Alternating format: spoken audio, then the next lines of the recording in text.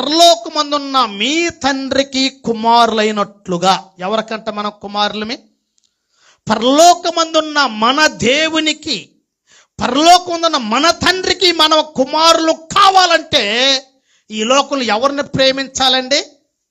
నీ శత్రువుని ప్రేమించండి. కర్మజాలక మనం ప్రేమించలేము. హల్లెలూయా. మన మనసులు ఒప్పుకోవు. వాడిని పిలిచానా, వాడిని ప్రేమించానా? అసలు వాడు ఎంత దుర్మార్గుడు, రకరకాలుగా మనం మాట్లాడతాం. ఇంకా